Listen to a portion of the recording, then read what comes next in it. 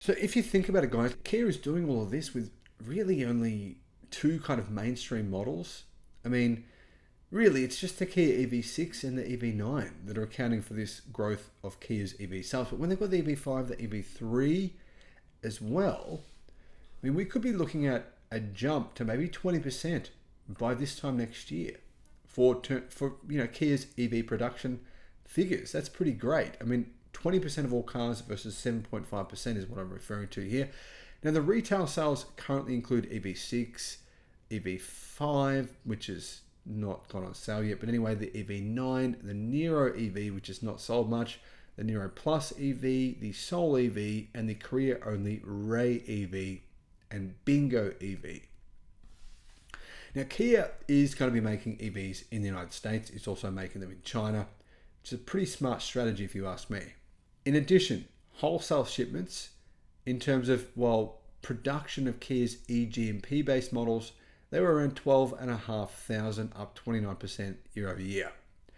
This includes the EV3, the EV6 and the EV9 production in South Korea and the EV5 in China. But of course, Kia has only just begun making the EV3 and the EV5, so the sales of those models are pretty small. Now, the company's best-selling EV is the EV6, with 6,081 vehicles sold. That's down 37% year over year.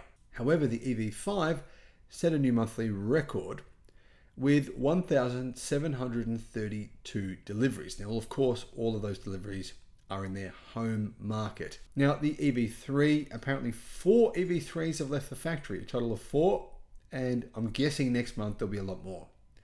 EV5, 1,730 deliveries in May. The EV6, 6,081.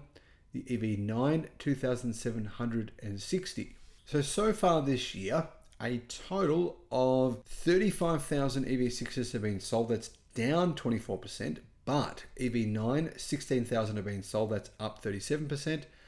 And that means that Kia's EV sales have actually grown by just over 20% versus the same time last year. In 2023, Kia broke its record versus 2022. So Kia's EV sales are clearly heading up here. And it's good to see because honestly, Kia's had some great cars for a while, but it just hasn't made that many of them, I should say. Now that Kia is making EVs in China, that will certainly help the company. Now they're using lithium iron phosphate batteries. That will help them as well. That will help them to reduce the price of vehicles and make them more accessible for the average buyer. That's what people need. Kia know that. As well as that, Kia's cars will qualify in the future for EV incentives in the United States, meaning $7,500 off the price of Kia EVs in the future. Honestly, the other thing to keep in mind here is that the EV9, that is selling quite well in the US, not really in Australia. It's sort of expensive here, but because the EV5 will be made in China instead of South Korea, it will be much cheaper to buy. It could be a legitimate contender for the Model Y. I think it will be. If you want to see my video about the EV5, I'll put a link in the description. Now guys, Kia's EV sales, they're not mind-blowing, but they're definitely heading up.